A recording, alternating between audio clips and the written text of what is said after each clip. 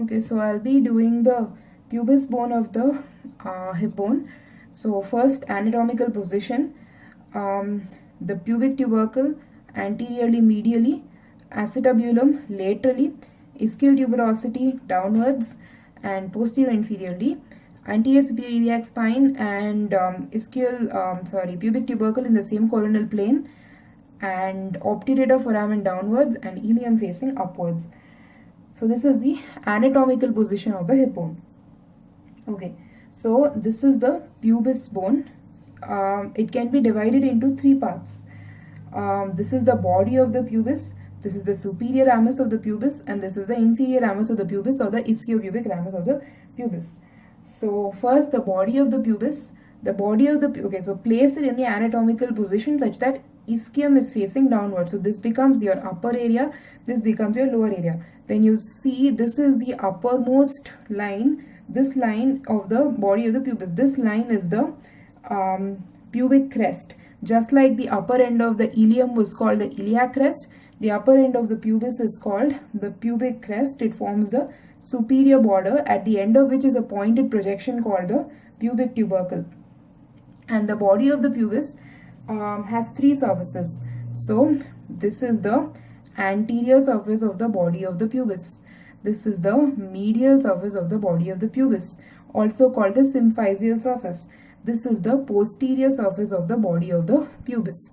So the medial surface or the symphysial surface joins with the hip bone of the other side to form the pubic symphysis.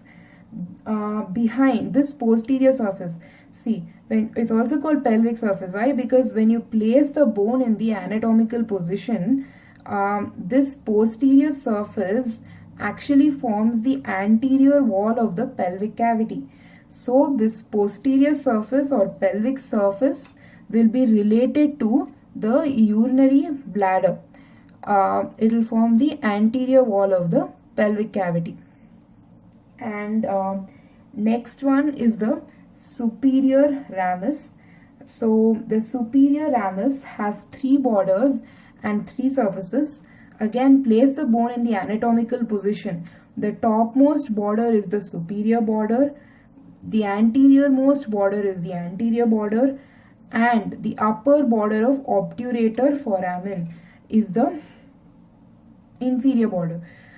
See, this is above, this is below. So this is superior border, this is inferior border.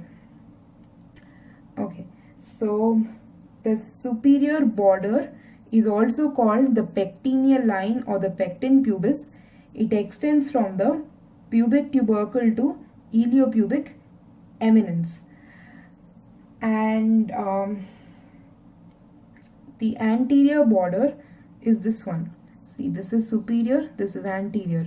It extends from the pubic tubercle to obturator crest.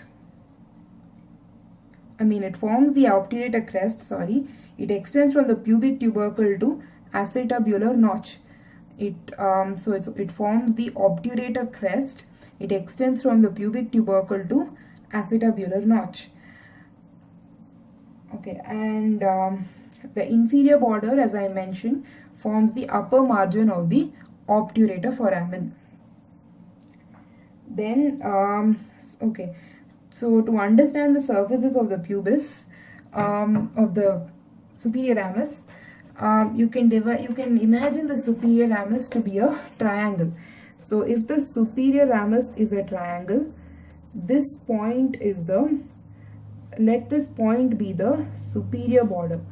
Let this point be the anterior border. Let this point be the inferior border. And the surface between the superior border and the inferior border is the pelvic surface. The surface between the anterior border and inferior border is the obturator surface. The surface between superior border and anterior border is pectineal surface. Okay, so surface between superior border and inferior border is pelvic surface. Surface between anterior border and inferior border is obturator surface. And surface between superior border and anterior border is pectineal surface. So the same thing on the bone. So anatomical position, the surface between the superior border and the inferior border. Superior border or pectineal line or pecten pubis, and inferior border is the pelvic surface. So if you see, the pelvic surface is always continuous. This is the pelvic surface of the ilium, then this is pelvic surface of superior ramus, and then this is pelvic surface, it will go behind and form that pelvic surface of the body. If you run your finger, you'll observe that it will form the pelvic surface of the body. So that was pelvic surface. The next one is the obturator surface. Obturator surface is between the inferior ramus. This is the inferior border, sorry, not inferior ramus, inferior border, and the anterior border. This is anterior border.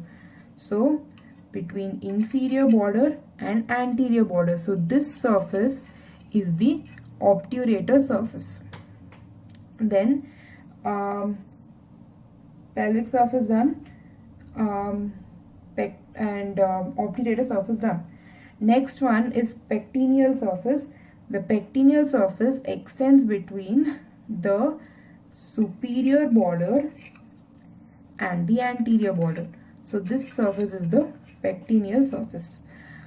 Okay, that is the surfaces and borders of superior ramus. This is the inferior ramus. It extends from the body of the pubis to ramus of the ischium. It's also called the ischiopubic ramus. That's about the general osteology of the pubis bone.